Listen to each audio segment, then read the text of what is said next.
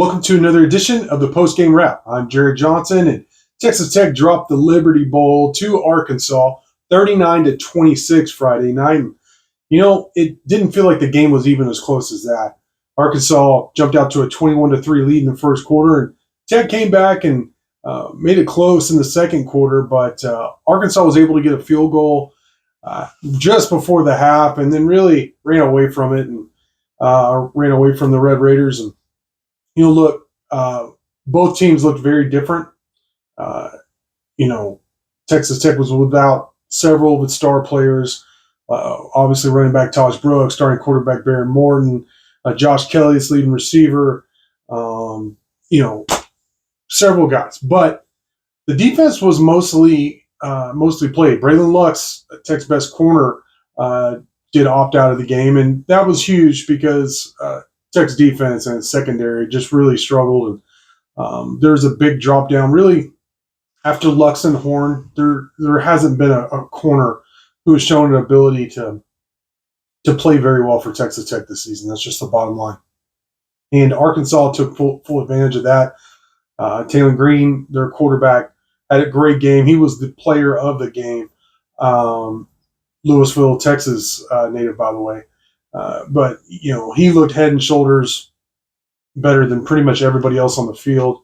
Tech's defense gave a big play after big play, whether it be in the running game or the pass game. They weren't even really close in terms of coverage. And that's something, we saw for a lot of the year. So it didn't seem to matter who the defensive coordinator is, which is also worth noting that Tech didn't have either one of his coordinators. But, those are all excuses. These bowl games are wild at this point in terms of the teams, like in almost every bowl, look very different with just the way the sport is now, with the transfer portal and coaching changes and players opting out and just all these things. So that's part of the deal. And Arkansas certainly was without several players as well. But, I thought there was opportunity to see some young guys play. Will Hammond at quarterback, I think, he came in the second half against TCU and really lit up the Horned Frogs for the most part. He did have a fumble that ended the game. But he looked really good in his first real action of his young Red Raider career as a true freshman in that TCU game overall.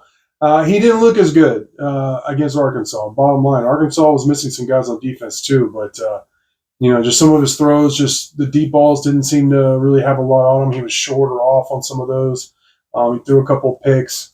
But even with that and him looking a little too amped up, you could tell – I thought he looked pretty good for a true freshman making his first start. I wasn't expecting him to look like Superman. On the other hand, speaking of Superman, Jacoby Williams. That's somebody I've been talking about really since fall camp opened, since I first saw him in person in Scarlet and Black. I've just been a big fan of his, and he ran for 123 yards and a touchdown. Looked really good. So did Cameron Dickey. Really like that 1-2 combo, those true freshman running backs, this season or going into next season.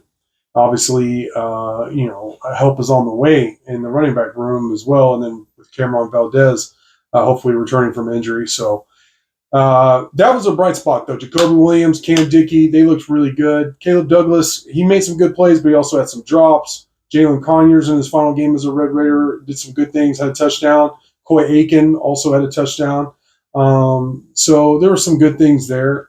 Jacob Ponton on left tackle, I think overall looked good. I don't remember him giving up, like a big sack. I could be wrong on that, but I don't remember that. I don't remember necessarily him having a false start or something like that. The offensive line, in short yardage situations did not do great. That's something we've seen for years now, and certainly this season in critical situations on, third or fourth and short, them not get the push that is necessary to move the ball or, pick up critical first downs or touchdowns. So, it was the secondary, a lack of pass rush also on defense in this chicken or the egg with those, but I think it's both. And then on offense, the offensive line, and then you didn't have most of your star players. So, I'm not surprised with the result, though Arkansas, like I said, had a lot of guys out.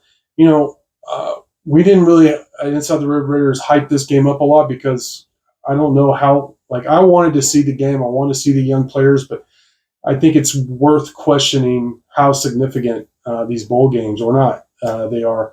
But it's another Texas Tech football game, and I enjoyed it overall. Other than, defensively, it's hard to watch because I don't think the secondary is really close, and I do think it's a personnel problem. So help is on the way, though. Texas Tech does have the number one transfer portal class, also bringing in a solid high school class as well. So there'll be a bunch of new faces for next season. I'm going to be breaking down the transfer class in terms of by position group. There's already something on the offensive line and how the depth chart might look there.